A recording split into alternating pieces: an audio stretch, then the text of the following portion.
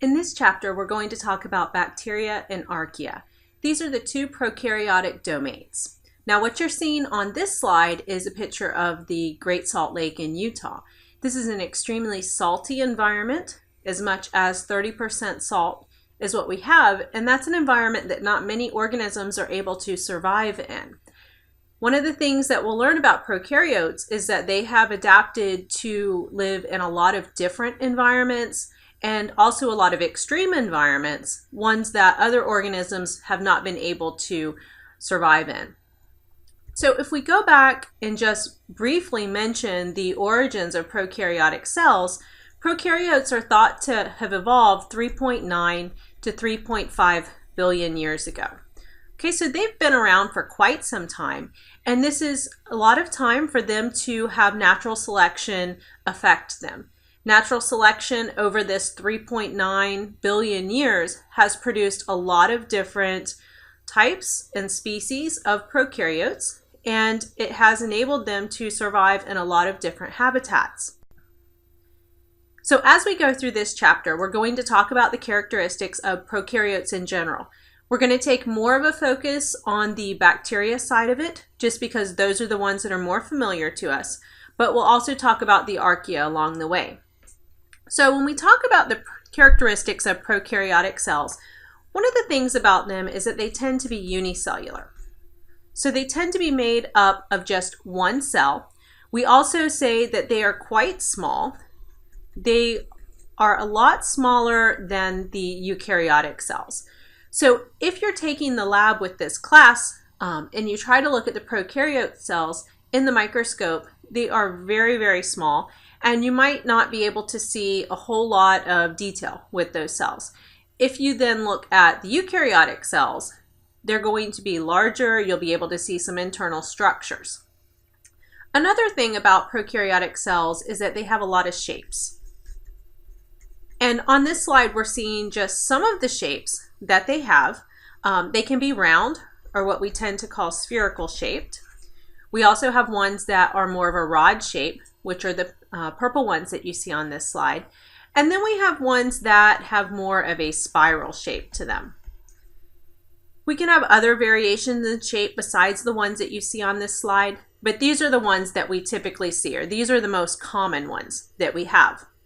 So in general, our prokaryotic cells are going to be quite tiny, they're going to be unicellular, and they will have a variety of shapes to them. Now, if we just talk about the cells in general and we focus in on their external structures, externally, and when we're talking about externally, we're talking about outside the plasma membrane. Outside the plasma membrane, they will have a cell wall. And this cell wall is made up of a special polysaccharide, which is called peptidoglycan. Peptidoglycan, if you just look at the words here, the peptide part indicates that there's a protein component. In this case, it is more of a peptide. It's going to be relatively small. When we talk about proteins, usually we're talking about hundreds of amino acids hooked together. These are going to be much, much shorter pieces of amino acids hooked together. And then the glycan part means sugar. So we're talking about a complex of protein or polypeptides and sugar, and this is going to form the cell wall of the prokaryotic cells. Now, if we talk about the functions of the cell wall, the functions of the cell wall will certainly include protection. It's going to help them to maintain some shape. And it will prevent bursting or rupture if we're talking about a hypotonic environment. If we take a closer look at the cell wall, one thing that was discovered fairly early on was that if you perform this dye-based assay, cells did show up in different colors. So the idea with this assay, and this is called gram staining. The idea here is that you apply first a purple dye, which is called crystal violet, and that's going to stain the cells. That's something that does get absorbed by the cytoplasm. Then you add another stain. We have iodine. And then we're going to basically wash those cells. So they're going to be rinsed, and that process will rinse away a lot of the purple color from the crystal violet stain. The last step is to add yet another stain, which is saffron, and that one has a red color to it. When all of these steps are performed, what was noticed was that some of the cells stay purple and some of the cells stain red. So this gave us basically two different ways to distinguish prokaryotic or bacterial cells from one another. We talk about the basis for these. This really all has to do with different compositions of cell wall. So if we look at the cell wall of these two different colors of cells, we had the purple ones and then we also have the red ones. Well, the purple ones are going to be what we end up calling our gram-positive cells, and then the red ones are going to be what we would call our gram-negative cells.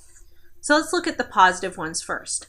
With these, they have a very thick cell wall. So this is all going to be peptidoglycan cross-linked together, and that is going to surround the plasma membrane. So right down here at the bottom, that would be our plasma membrane. Now, when these are stained, the crystal violet is going to pass through the cells, and that's the purple color. And when the crystal violet passes through, this is going to stain the cytoplasm. So the cytoplasm turns purple. When they are rinsed later on with the ethanol, that cell wall, that very thick cell wall, is going to hold or trap the crystal violet stain within the cytoplasm. So we see that it stays purple. Since it stays purple, later on when they're stained with the saffron or the red color, it doesn't really show up. We just see that purple crystal violet in the cytoplasm. So after all of the gram staining steps, we will see purple cells if we're talking about gram-positive bacteria.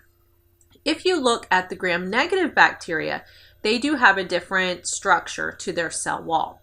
So what these have is they have a very thin cell wall. So notice how much smaller it is than what we had with the gram-positive. This is going to be their plasma membrane on the bottom. And then what they have is they have another layer of lipids on the outside. And these are what we call liposaccharides. So these liposaccharides, let's just write that here. They form this layer outside of the cell wall, and all of this is actually quite a toxic layer for a lot of gram-negative bacteria. When these stain, we apply the crystal violet. The crystal violet is going to pass all the way through to the cytoplasm.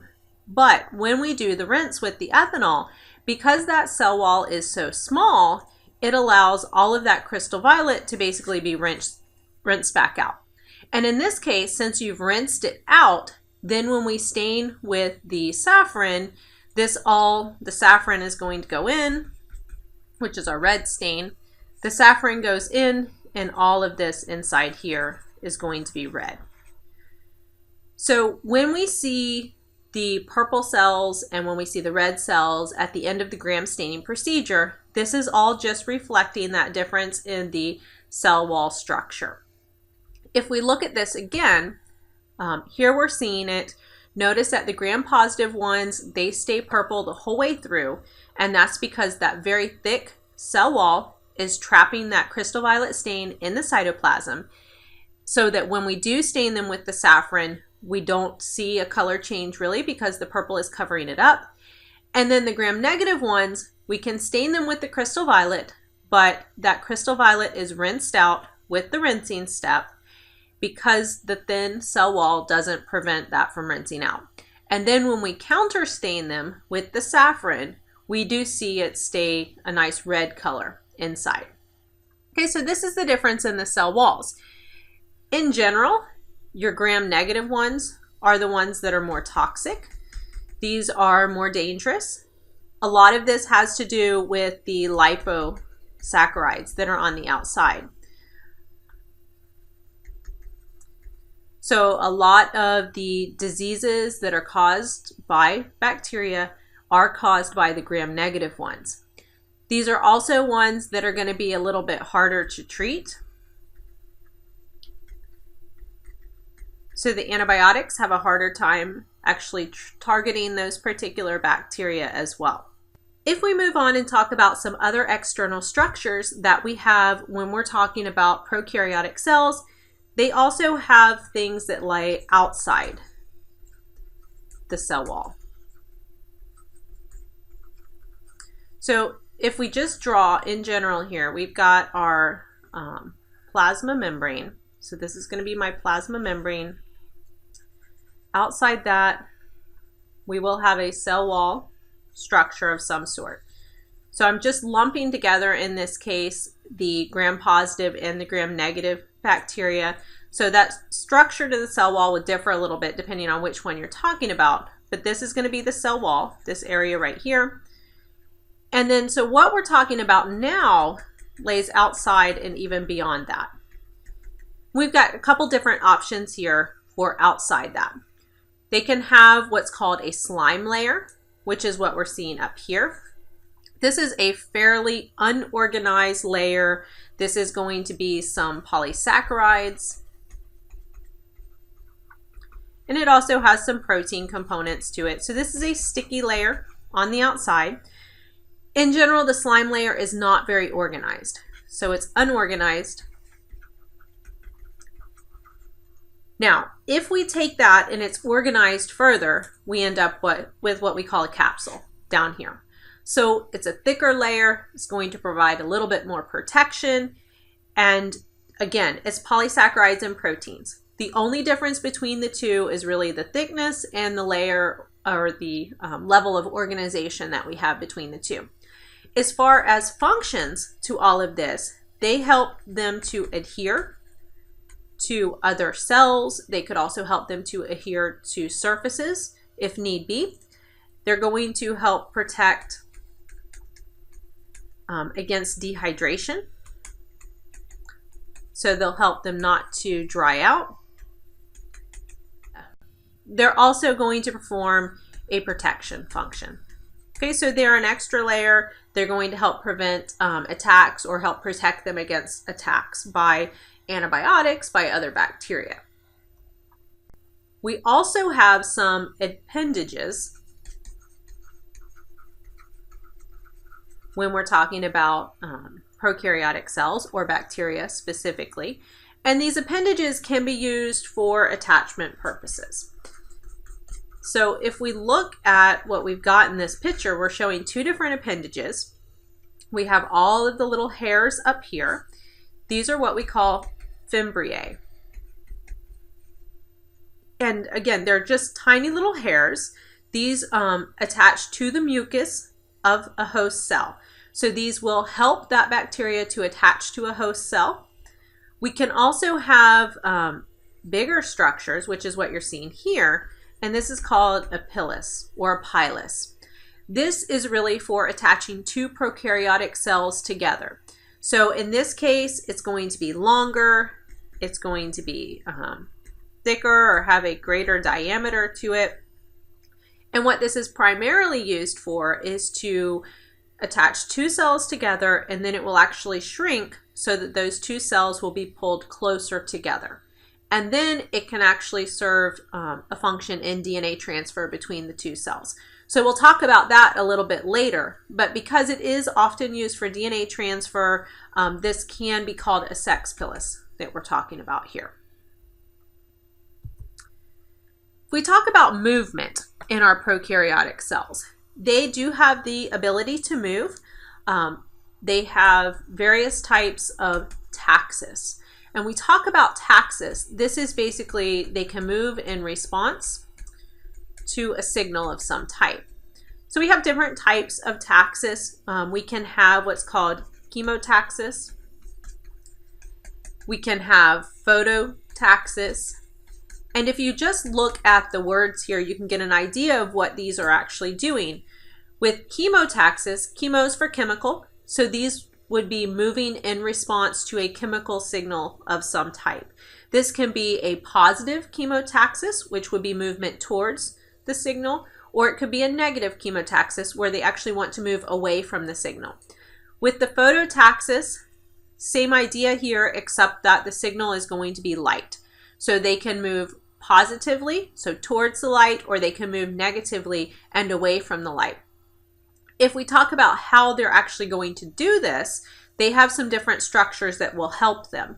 So flagella is the biggest one that we see present in prokaryotic cells.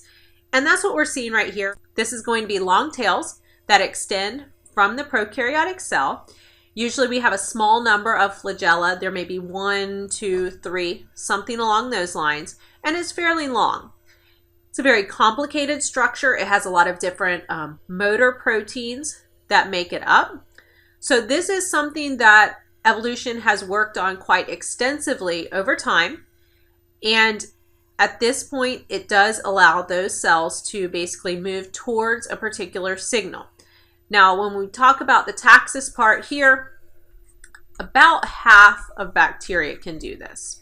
So not all cells are going to have flagella and be able to move towards or away from a signal, but approximately half of our bacteria can do it. If we move on to talk about the internal structure of a prokaryotic cell, they are going to have a plasma membrane on the outside. So all cells do have a plasma membrane, and hopefully that is something that you remember from Bio 1. That plasma membrane is going to be made up of a bilayer of phospholipids, and that surrounds what we typically call the inside of the cell. So we've already said that beyond that you would have a cell wall, and you might have some slime layers or capsules and other things. But we're going to have that plasma membrane. Within that, we will have the cytoplasm. That's the aqueous solution inside, or you could say a water-based solution found inside the cell. And one of the major differences between the prokaryotic cells versus the eukaryotic cells is that in general we lack compartments inside. The main reason for this is that we lack internal membranes that are going to be able to divide the inside of the cell into those smaller compartments. And if we had the compartments, you could have different regions specializing for different functions. But we don't have that when we're talking about prokaryotic cells. Now, although we lack these membrane-bound compartments inside, there are some specialized membranes inside. And just to point out, there are some that are going to help with the cellular respiration process. We also have some that are going to help out when we're talking about photosynthesis taking place in prokaryotic cells. So there are some folding in of membranes inside a select number of prokaryotic cells that are going to help them do some of their specialized functions. Now, if we talk about the genome of the prokaryotic cells, the word genome means all of their DNA, or hereditary information for that matter. We have their hereditary information in a large chromosome. So this is a single chromosome, and this chromosome is going to be circular.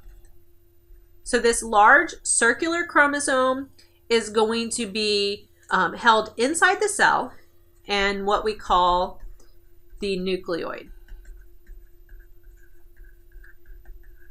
Now, the nucleoid structure itself does not have a membrane around it.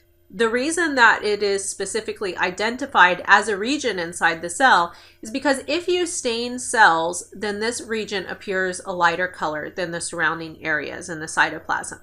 So on this slide, we've got the N indicating the nucleoid region, and we can see that that is definitely a lighter region inside the cell. So we've got a big circular chromosome that's just kind of crammed into the center of the cell with no outer boundary around that area separating it from the cytoplasm.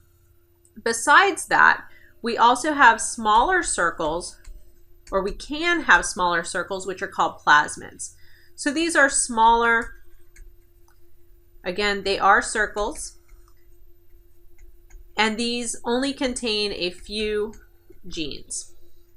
So these might have just 5 genes on them, 10 genes on them, something along those lines. And that's as opposed to the actual chromosome, which might have 500 genes or maybe 1,000 genes on it.